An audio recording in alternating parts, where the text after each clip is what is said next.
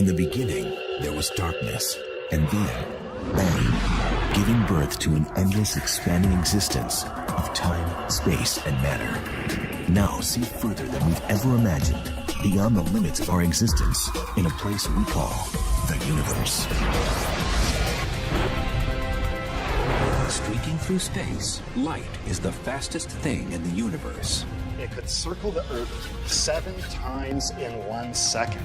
As it reaches us across vast distances, it reveals the history of the cosmos. We're able to look back in time. Light travels at 186,000 miles per second. Its speed is an ultimate barrier. Nothing can go faster. We have never, ever broken the speed limit. But is the answer final? Will spaceships ever speed faster than light? Is it even worth trying? To give up without trying is just giving up. It can neither be touched nor felt. It is an abstract quantity of immense impact, the rate of motion at the very heart of all existence, the fundamental linchpin of the universe that we call light speed.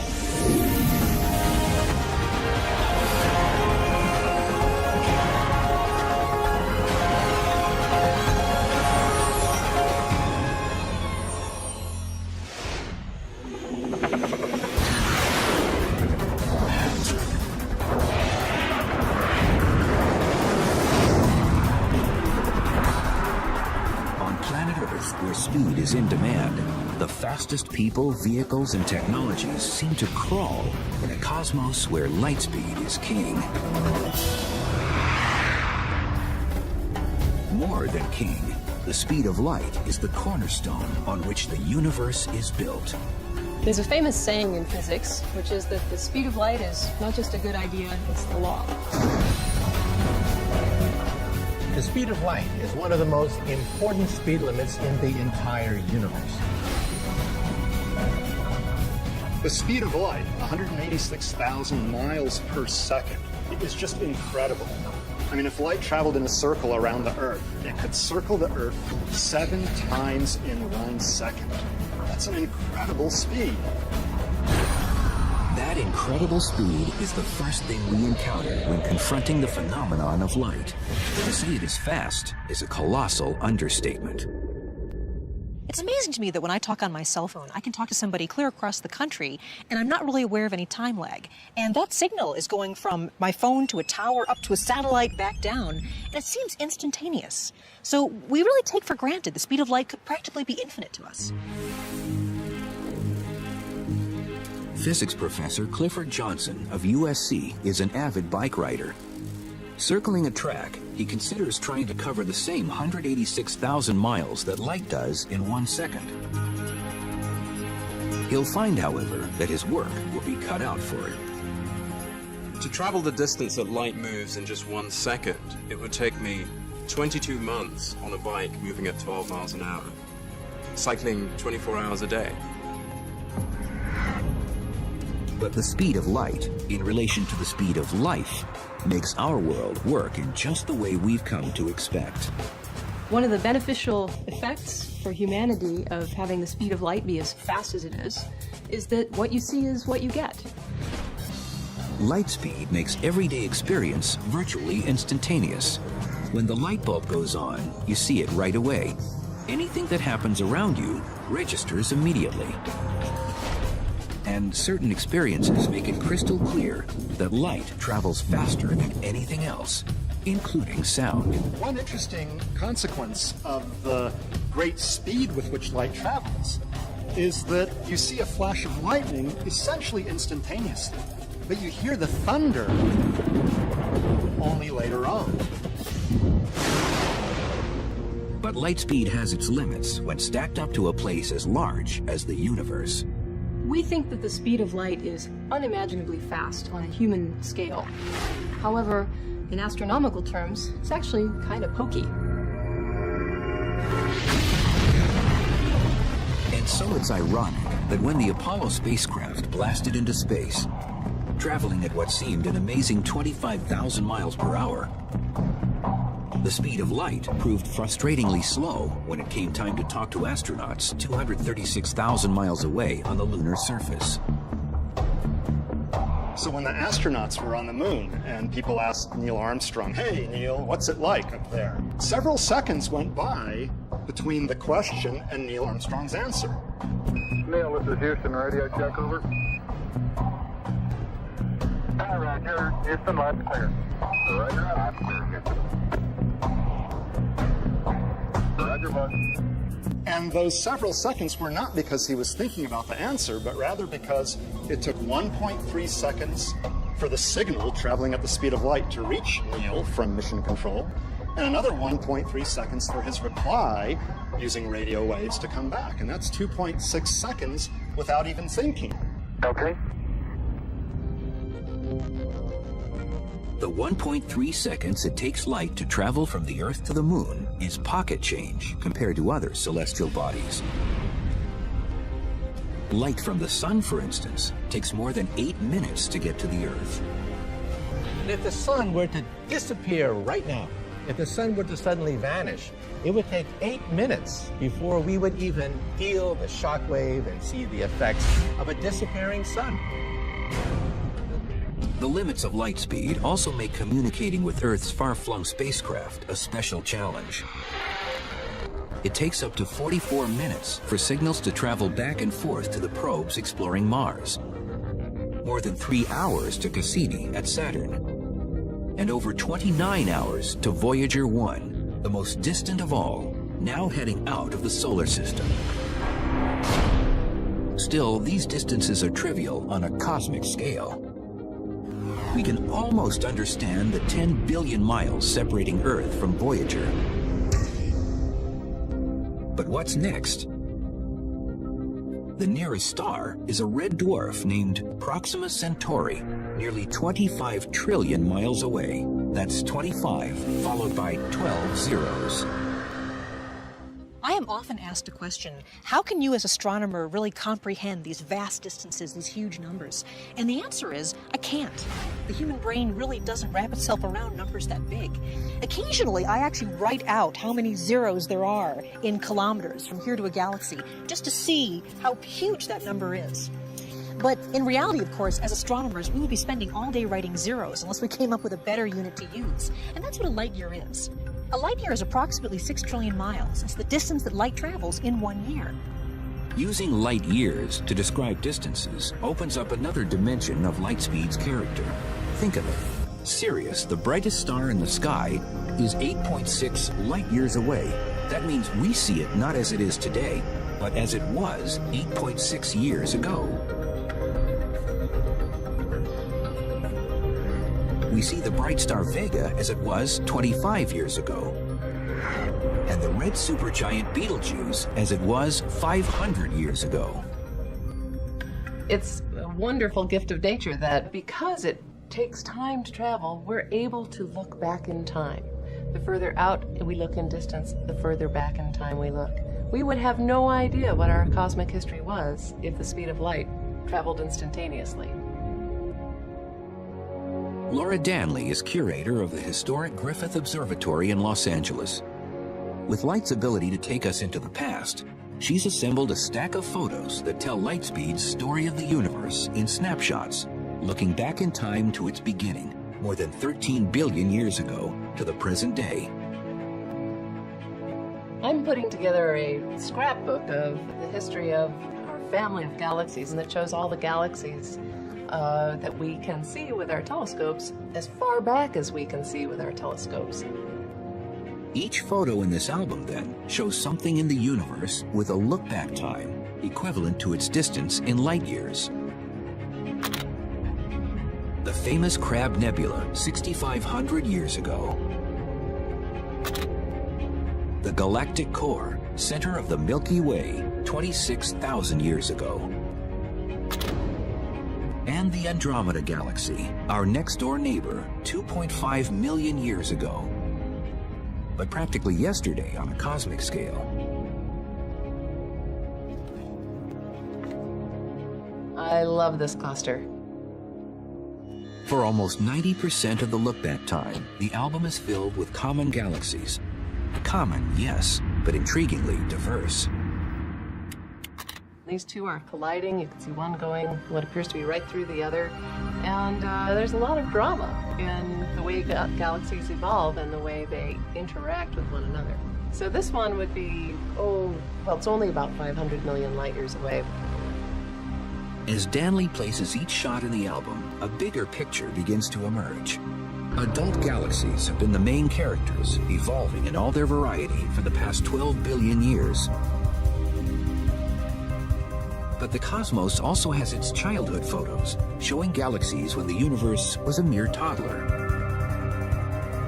These are actually very interesting galaxies at about 11 billion light years away. These compact galaxies represent what might be a two or 2.5-year-old child, just really learning how to walk.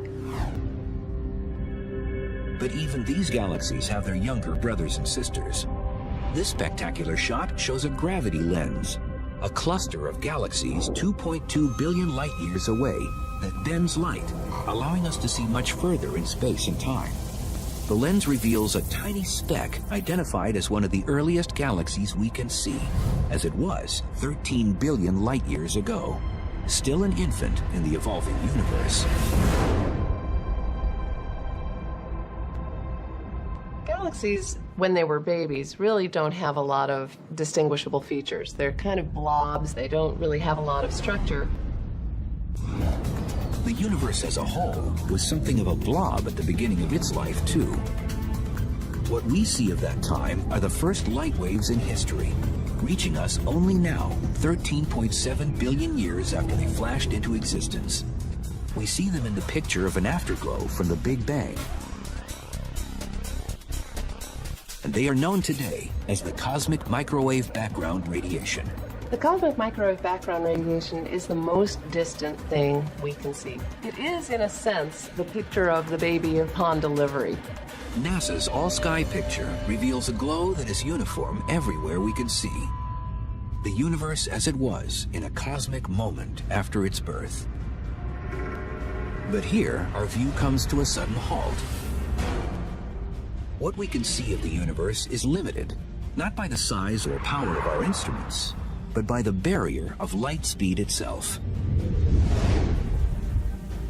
How can the fastest thing in the universe make us blind to the infinity of space?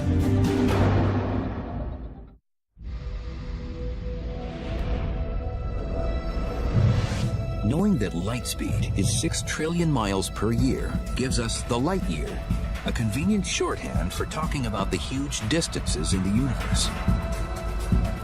But it's just as important to understand that light speed at 6 trillion miles per year is an ironclad constant. The speed of light is so constant that the universe actually changes everything so that you never see it going any other speed.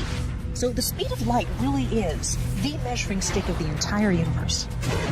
In fact, the constancy of light speed results in an amazing tool for measuring distance in the vastness of space. The tool is called redshift. It happens as light between galaxies travels at a fixed speed. When the space between the galaxies expands, the light racing between them gets stretched, turning red in color. As light goes from one galaxy to another, from a distant galaxy to our own, for example, that light gets stretched along with the stretching of space. And that causes intrinsically short wavelength light, like blue light, to gradually become long wavelength or redder light. That fundamentally is the cause of the redshift that we see in the spectra of galaxies. How does the redshift turn into a way to measure distance? It's all because of an astonishing discovery made in 1926 at the Mount Wilson Observatory outside Los Angeles. Being up here on Mount Wilson is always a thrill for me because it was actually right here at this location that our view of the universe entirely changed. It was here that Edwin Hubble found out the universe is expanding. And that was an amazing thing. He wasn't expecting it. Nobody thought that was the case. And it changed everything. Seeing red shifts everywhere, Hubble found that all of the universe's galaxies were moving away from each other, which we now know is caused by the expansion of space itself. As seen from the Earth, a galaxy doesn't look like it's moving away, but we know that it is because its light is red-shifted. A galaxy moving away at low speed has a slight redshift. A galaxy moving faster has a larger redshift. But Hubble found that those faster-moving galaxies are also farther away. That meant the greater the redshift, the more distant the galaxy. By seeing how fast space is expanding and working the math backwards, cosmologists have been able to estimate the age of the universe. Combine that with light speed, and you have a major brain twister. The universe is such a huge place that the light travel time really becomes important to us.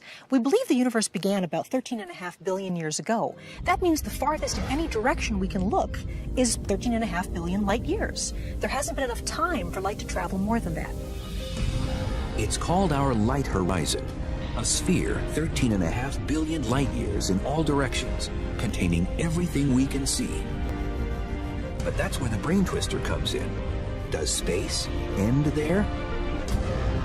We have no reason to believe that the distance we can see is the entire size of the universe. In fact, it might be much bigger than that. It's just that with light travel time, that's all we can see. That's our horizon. So consider this conundrum. Astronomers in a galaxy at one edge of our horizon can't possibly see any galaxies on the other edge of our horizon. But they can see galaxies 13.5 billion light years in the other direction. And so can astronomers at the edge of their horizon. And on, perhaps to infinity. As for astronomers on Earth, light speed has them trapped. If we ask what is happening beyond our light horizon, we have to face the fact that the speed of light really is a barrier. We've never seen anything beyond our light horizon. Can we take comfort in the fact that there is so much to see inside our horizon? This breathtaking shot is the Hubble Space Telescope's ultra-deep field. It's a massively detailed photo of an area of the sky 100 times smaller than the full moon, yet containing 10,000 galaxies, some whose light has been speeding toward us for 13 billion years. Beyond that is the cosmic background radiation from just 400,000 years after the Big Bang. In NASA's color-coded picture, the radiation's glow is pure green, representing a distribution of matter so uniform, its temperature varies no more than 1/50,000th of a degree. Nothing in human experience is even close to this kind of uniformity. In fact, astronomers believe the universe should really be very different. By rights, the universe should be lumpy. If you look in this direction and you look in that direction, you should see two entirely different concentrations of matter, different temperatures, but it's extremely uniform. Therefore, we have a puzzle. The puzzle has its roots at the universe's birth in the Big Bang. If everything flew apart from the beginning, why shouldn't it be uniform? No kind of explosion that we know about leads to that kind of uniformity. If you imagine an ordinary explosion, an atomic bomb, a piece of TNT, but it's not really uniform at all. There's a piece of shrapnel going off there, a piece of paper going off there, an extra piece of iron going off there. It's really very non-uniform. So scientists believe the cosmic background radiation just shouldn't be as smooth a green as it is. We can find out why in an ordinary paint store. Let's consider a universe that consists of different color cans of paint. In our hypothetical paint universe, we have a can of yellow paint and a can of blue paint. And at the instant of the Big Bang in this universe, the two cans of paint start expanding apart from each other. In our hypothetical paint universe, one side of it would look yellow, and the other side would look blue. But as we've learned, the cosmos looks green, whether it's the paint universe or the real thing. The two colors of paint represent the different particles in the infant universe. To end up a uniform green, like the cosmic background radiation, they had to be touching. But when scientists first calculated the speed of the Big Bang, they concluded that it blew everything apart faster than the speed of light, meaning blue and yellow were too far apart, even at the instant of creation, for any mixing to take place. Seeing a universe that's so uniformly green would be very strange. It would be like taking our can of yellow paint, pouring it out, and having it be green, then taking the can of blue paint, pouring it out, and having it be green as well. It's impossible. This horizon problem can be solved by a theory that I've worked on called inflation, which is a twist on the Big Bang. Inflation is now the widely accepted variation that makes the Big Bang work without the limit imposed by the speed of light. Another way this could have happened is that our paint universe might have expanded only this far. The two cans of paint have enough time to mix and become uniformly green before the universe undergoes a sudden period of expansion that occurs faster than the speed of light. This would spread green paint all over the universe. If this theory is right, the period of inflation is really the Big Bang that we observe. The other bang that happened before that becomes really a little bang. It's just a precursor to the real Big Bang. Even today, the universe is expanding at high velocity. Galaxies speeding away from each other so fast that they seem to violate light speed as the ultimate speed limit. The faster-than-light expansion of space sets yet another limit on what we can see from Earth, where the galaxies of the universe continue to rush away from us. The galaxies that are relatively near to us, those that you can see easily, are moving away pretty fast. And indeed, the more distant ones are moving away faster.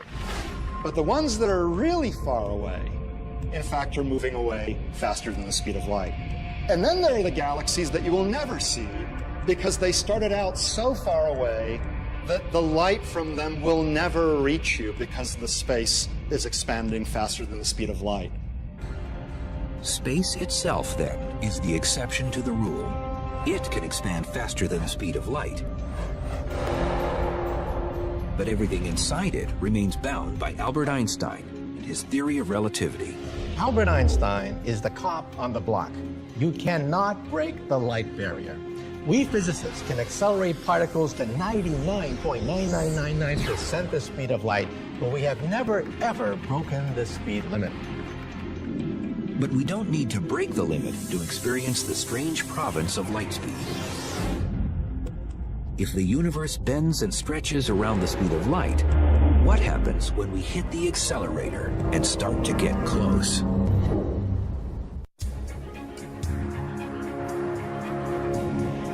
For most of us, light seems simple and uncomplicated, a quality of nature by which we see the universe. Under the scrutiny of science, however, it becomes strange and bizarre. Light is such a common thing in our everyday experience, and yet we have very little understanding of it, really. It's very weird. The speed of light is something that the entire universe bends around to accommodate. We can begin to understand why the universe bends itself around light speed by joining physicist Clifford Johnson at a bicycle track, where a tennis ball will compete against a beam of light. If I throw an ordinary object like a tennis ball, I can throw it at a given speed, and it'll go a certain distance. This is the path of the tennis ball as Johnson throws it while he's standing still. It lands roughly halfway down the track. Next, he'll throw the ball again, but this time from a moving bike, with different results.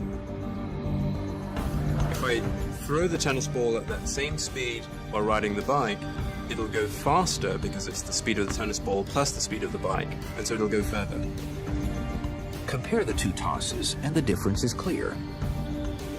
The ball goes faster and farther when thrown from the moving bike. It makes perfect sense. But now we put light to the same test, using the bike's headlight instead of a tennis ball. If I'm standing stationary and I switch on the headlight of the bike, that beam of light that comes out of the headlight comes out at the speed of light. No other speed but the speed of light. Suppose the beam was slow enough for us to actually see its motion down the track. We mark its position just a brief moment later. Next, Johnson switches on the headlight at riding speed, and the unexpected happens. In that same moment of time, the light travels exactly the same distance as before. Unlike for the tennis ball, you don't add the speed of the bike to the speed of the light. The speed of light remains the speed of light. The two light beams travel the same distance because light speed is constant. and independent of the source's motion. It may fly against intuition, but it is a fact of nature. Every beam of light in the universe travels at the same speed in empty space, no matter how fast the star or comet or galaxy that emits it is moving. After scientists discovered this fact at the end of the 19th century, Albert Einstein did the math for the rest of us and developed his special theory of relativity, with constant light speed as its center. Understanding the speed of light gave us a window into understanding the nature of space and time as we understand it now. We do not live in a rigid world where meter sticks and a clock ticking at regular intervals. We live in a flexible, stretchy, Einstein's world, relativistic world of space and time. In common experience, the universe doesn't seem very stretchy to us because, compared to light speed, we are moving very slowly. But when we crank up the velocity, things begin to change. As you get closer and closer to the speed of light, all sorts of strange and marvelous distortions take place. When we say that the universe kind of bends itself so that the speed of light is always constant, it's amazing how literally that's really true. As you move closer and closer to the speed of light, your time appears to slow down to an observer that's sort of watching you go by. That's amazing. When Clifford Johnson bikes around the track, he needs to be going about 56 million times faster than his current 12 miles per hour to get close to light speed. But suppose he could. Imagine I were riding my bike close to the speed of light. Never mind whether that's possible or not. Just imagine that this was happening. My clock's running slow compared to the cameraman on the ground who's filming me. If I do that for a while, I'm going to age much more slowly than the cameraman who's on the ground. So that when I come back from the trip and come back and talk to the cameraman, he's actually much older than when I left him. If this sounds like magic instead of science, there is proof in something that many of us experience every day. A great example of Einstein's special theory of relativity and the fact that clocks that are moving relative to you run more slowly than your own clock, which is at rest, is the GPS system. The global positioning system lets us drive our cars without getting lost. Turn right. GPS begins with a network of 24 satellites orbiting the Earth 12,500 miles above the surface. At any one time, the device in your car receives signals from at least 4 satellites and compares their light speed travel times to calculate an accurate location on the ground. Drive 500 feet, then turn right. The whole thing depends on super accurate clocks, and when the engineers designed the system, they knew the satellites would be orbiting at nearly 7,000 miles an hour. The speed is enough to slow down their clocks by a tiny fraction of a second. The engineers have factored all the relativistic time differences into the system, which gives it impressive precision. If the clocks in the satellites are running at a different rate than the clocks down here on Earth, and you don't take that into account, you will get the wrong answer for where your car is. Drive 0.1 miles to destination on left.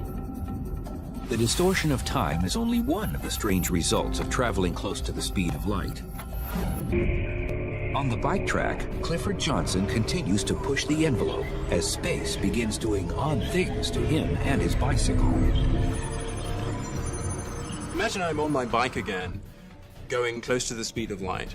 An observer looking at me would actually see, for example, that the length of my bike in the direction of motion I'm moving is getting shrunk. Actually, the bike is getting shorter.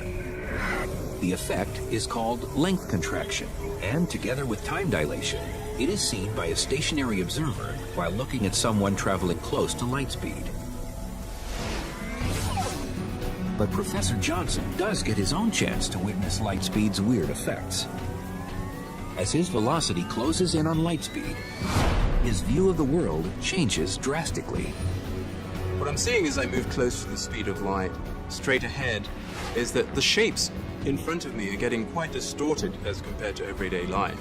Everything is being twisted into a sort of tunnel shape, and the colors are getting distorted in various ways. The color changes come from the Doppler effect, and the shape distortions from a phenomenon known as aberration.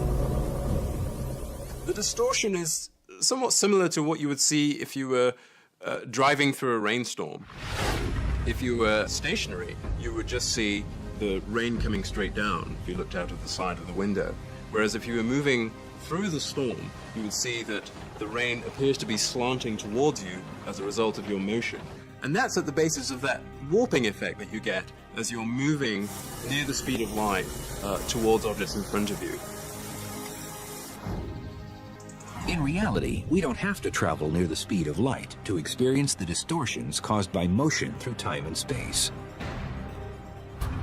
They are with us every minute of the day. All of the distortions that happen as a result of a finite speed of light still happen on an everyday basis, even in our everyday life, but the effects are so tiny that we can't perceive them. Still, light speed has its other quirks in the slow-moving world, quirks we perceive very well. The speed of light may be a constant, but only in the vacuum of space. When light moves through things like glass or fluids, it slows down appreciably. If it didn't, things like telescopes and human vision would be impossible. But what would happen if light slowed down much more? If the speed of light were zero?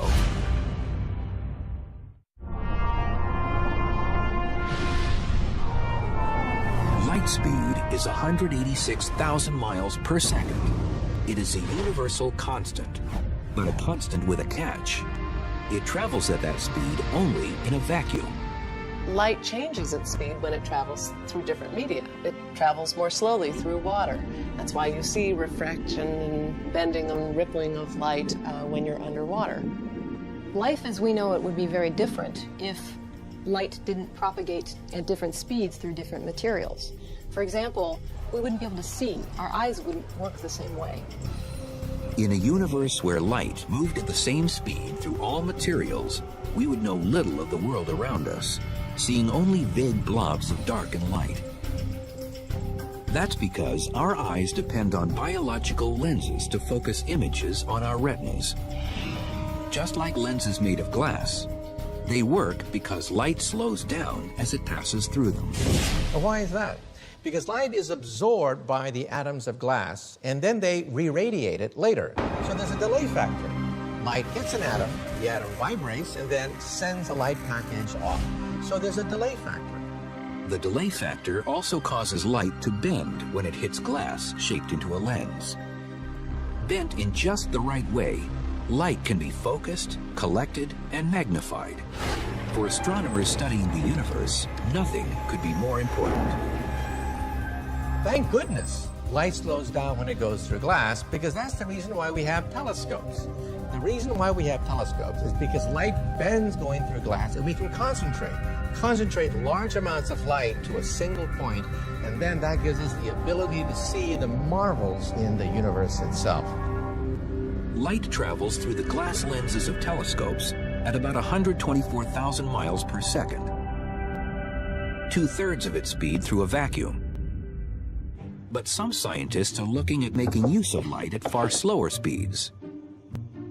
And then we have the AOs over here. They're pretty much all functioning now. At her lab on the campus of Harvard University, Dr. Lena Howe has taken slow light to the extreme by reducing light speed to zero. The speed of light, of course, is incredibly high. I mean, nothing goes faster than light. And, you know, the usual 186,000 miles per second.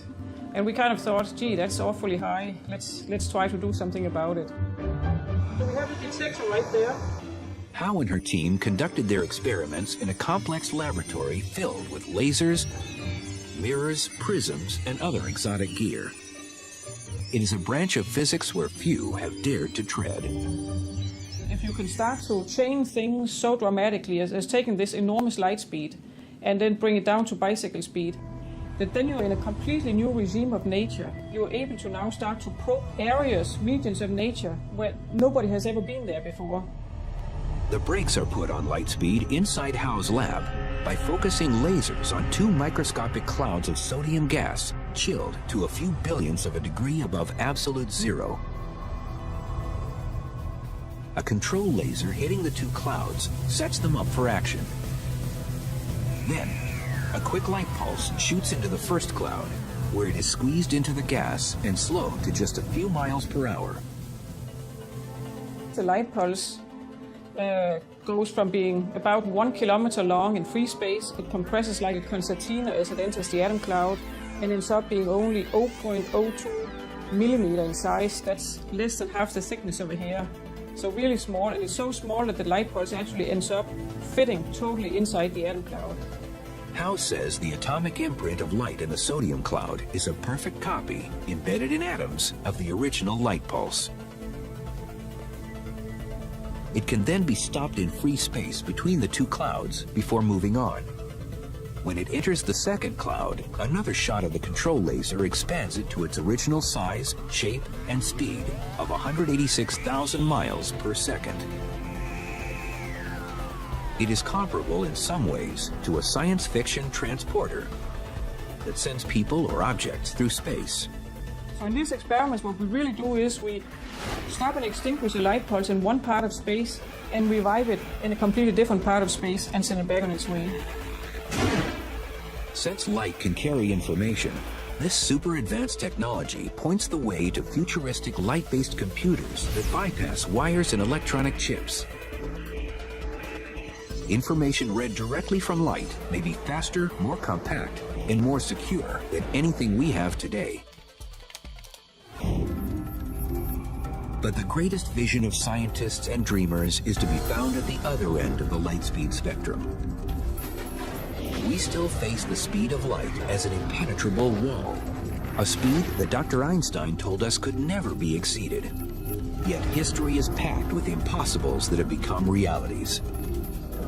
Will we ever, for instance, be able to reach the stars in ships that go faster than the speed of light? If so, when?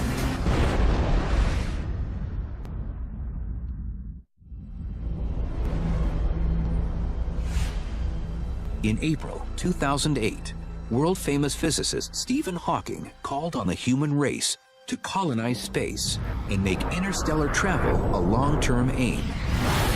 Spreading out into space will completely change the future of the human race, but maybe determine whether we have any future at all.